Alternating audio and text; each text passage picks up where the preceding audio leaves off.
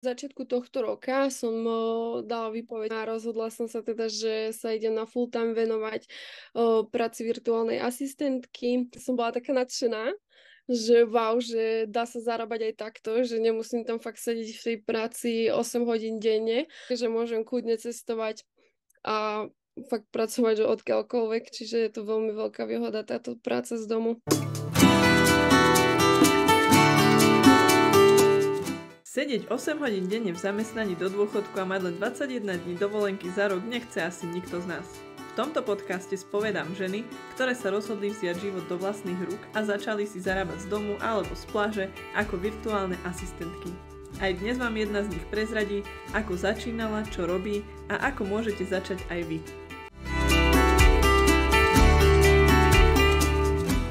Ahojte, ja vítam vás pri ďalšej časti nášho Pink podcastu. Dnes tu mám so sebou ďalšiu hostku. Dnes to je tentokrát Paulína Krajčíková. Ahojte, zdravím vás.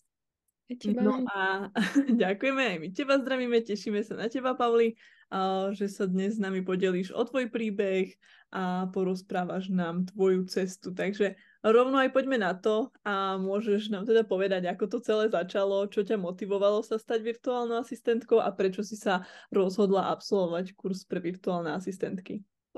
Tak ja som vždy nejak vedela, že chcem začať s niečím podnikať, ale nikdy presne som nevedela, že s čím. A narazila som teda na kurz virtuálnych asistentiek na Instagrame, mi vybehla reklama a zaujalo ma to, takže som to rozklikla, prečítala som si o tom viac informácií a povedala som si, že wow, že toto musím vyskúšať, že je to práca z domu.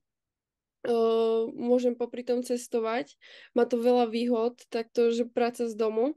Ja som predtým vlastne pracovala v Telekome na call centre a bola to tá taká stereotypná robota, že každý deň to isté, proste bol tam vždy možno nejaký iný príbeh, ale ten celok bol taký istý a som taká, že nemám moc rada taký stereotyp, tak som práve išla do tohto kurzu s tým, že bude to niečo nové, vlastne nebudem stále v tom stereotype, môžem cestovať popri tejto práci a tak vlastne asi to bolo také, že tá možnosť cestovať.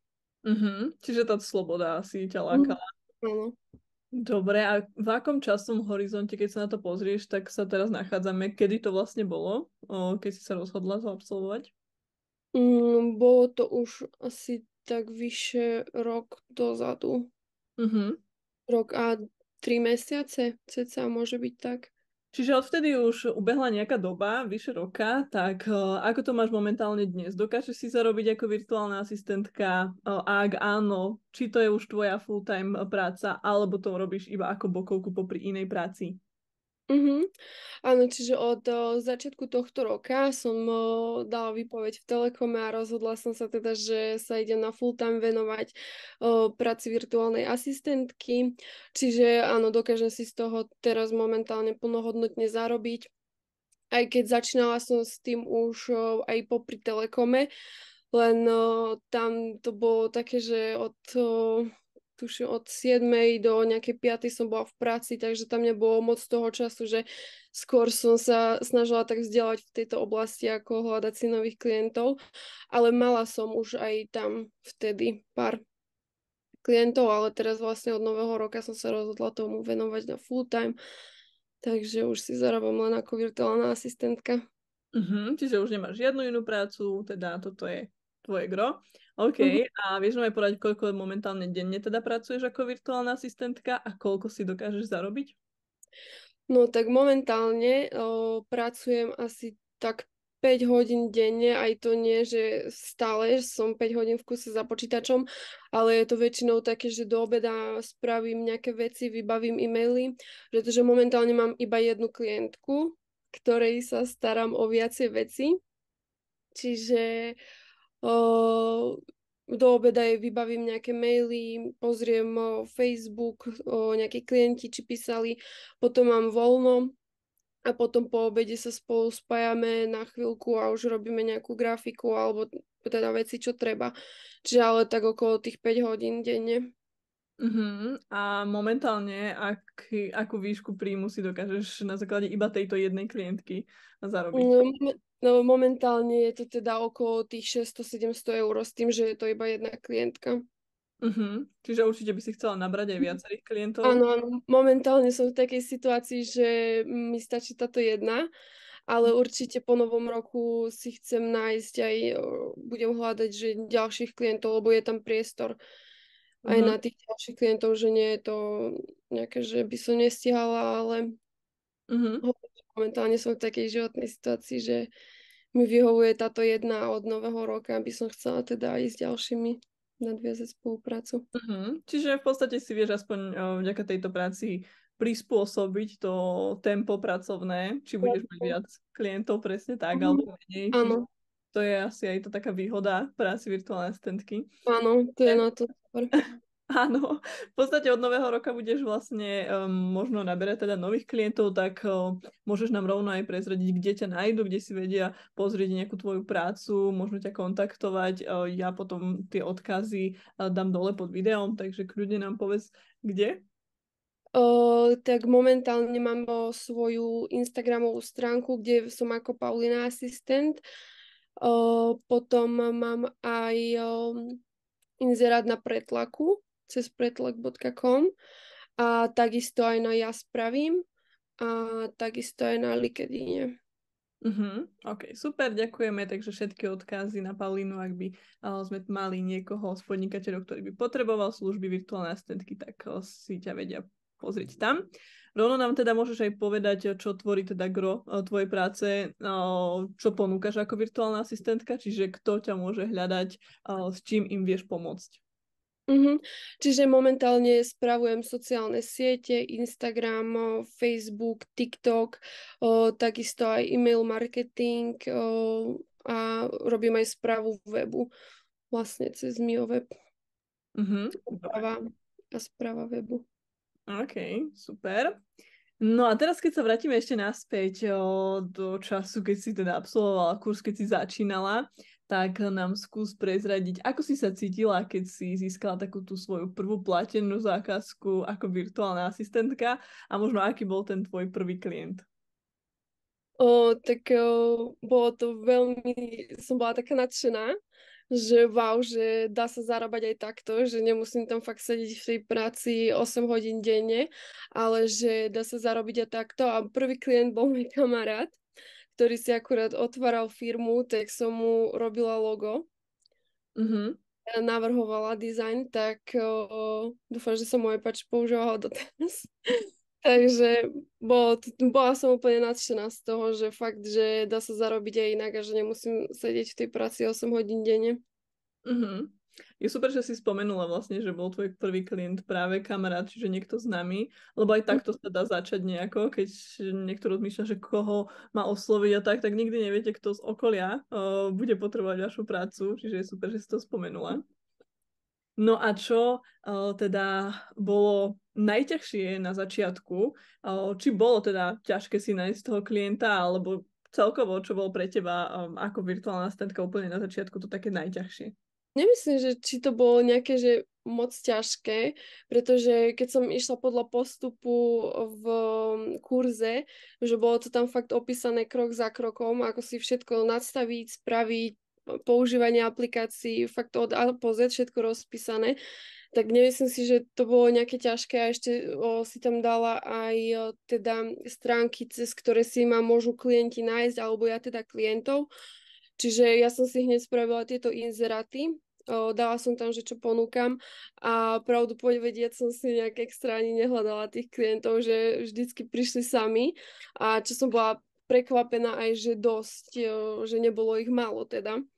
Čiže ja keď môžem povedať, tak asi ani, no ak nebudem klamať, jedného klienta som oslovila sama, s ktorým som aj nadviazala potom spoluprácu, ale bol to fakt, že jeden klient. Inak vždy prišli ku mne. Tak to je Klienti. super. To je úplne krásne, že si teda nemusela ani vynakladať nejakú extra silu na to, aby si našla klientov a že v podstate si ich nejakým spôsobom pritiahla sama k sebe a že ste našli, takže v tomto ti držíme palce, nech to takto aj pokračuje. A kiež by to takto bolo jednoduché pre každého. No dobre, a ak sa teda vrátime ešte naspäť teda v čase, keď si bola v kurze, tak skús sa teda tak zamyslieť nad tým, či by si bola dnes tu s tým, čo máš, aj bez toho kurzu. Či by si to teda dokázala, akože aj bez toho kurzu? No, to si nemyslím, lebo fakt asi by ma nenapadlo samo od seba ísť hľadať, že napríklad tie stránky pretlak, fú, to, o tom som vôbec nevedela a cez to ku mne prišlo aj najviac tých klientov teda. Mhm. A asi nemyslím si, že by som bola tam, kde som teraz bez toho kurzu, že fakt mi to dalo veľa, celý postup vlastne a nemyslím si, že by som si to ja sama po tých kúskoch hľadala, že ako sa vlastne dostať tam, kde som teraz. Mhm. Určite by sa to dalo, ale asi by to bolo teda zložitejšie a trvalo by to teda asi Áno. dlhšiu dobu. A vieš, máme teda, áno, ešte A niečo? ešte, že ten samotný nápad, že tej virtuálnej asistentky by ma asi samu od seba nenapadol. Mhm. No, to je také, ale teraz už sa to vlastne rozširuje do povedomia, čiže niektorí si už možno hľadajú práve ten pojem virtuálna asistentka a veríme, že sa to čoskoro naozaj dostane tak, že to bude normálna práca a že keď niekomu povie, že si virtuálna asistentka, tak nebudeš musieť vysvetľovať, kto vlastne si. Mm. No a keby si mohla vypichnúť takú jednu vec v tom kurze, čo bola asi pre teba taká najhodnotnejšia, najcennejšia, tak čo by to bolo? Tak myslím si, že je to asi práve to tvorba tých web stránok, tej web stránky, vďaka ktorej teraz vlastne spravujem aj ja ďalšej mojej klientke, teda celý web. Že myslím, že to. Mhm, Ale super. samozrejme tam boli aj ďalšie, napríklad už tiež som spomínala, že tá stránky, cez ktoré si viete nájsť klientov, prípadne klienti vás. Mhm. Ako momentálne využívaš výhody práce virtuálnej asistentky, to, že nie si viazaná na miesto a čas? Či to vôbec využívaš a ako vyzerá momentálne teraz tvoj život? Mhm.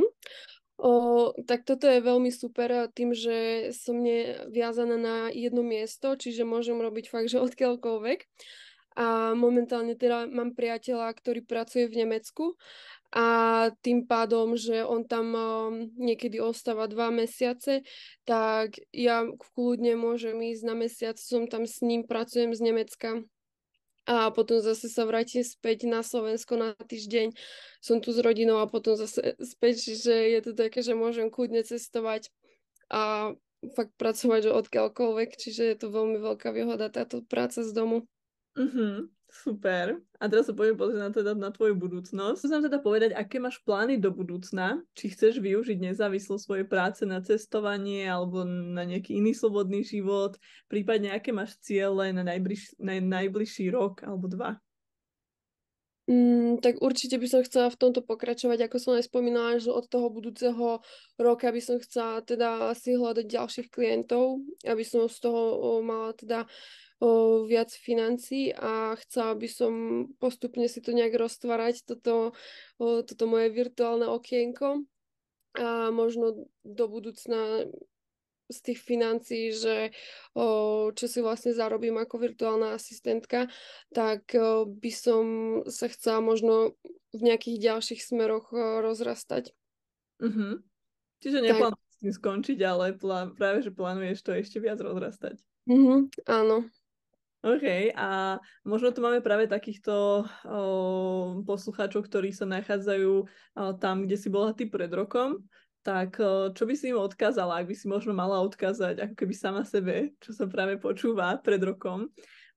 Možno niečo inšpirujúce alebo niečo motivujúce, niečo, čo by si ty im vedela možno z hĺbky duše povedať, niečo, čo si zapamätajú. Mm, tak určite nech sa neboja urobiť prvý krok. A je to fakt také, že keď si dáte ten cieľ a pôjdete za ním, tak to určite dokážete aj odísť z práce a určite si dokážete zarábať takto z domu. Je to fakt úplne jednoduchá robota a fakt si dokážete zarobiť pekné peniaze. Takže určite sa nebojte a choďte do toho. Skvelé, ďakujeme ti krásne. Aj za to, že si tu dnes s nami bola, že si nám zodpovedala otázky a že si možno motivovala, inšpirovala ďalších, aby sa nebali spraviť tú zmenu vo svojom živote a ísť si svojou cestou. Takže za to ti veľmi pekne ďakujeme. Ostatným ďakujeme za vypočutie si dnešného podcastu a tešíme sa pri ďalšej časti. Majte ešte pekný deň. Ahojte. Ďakujeme.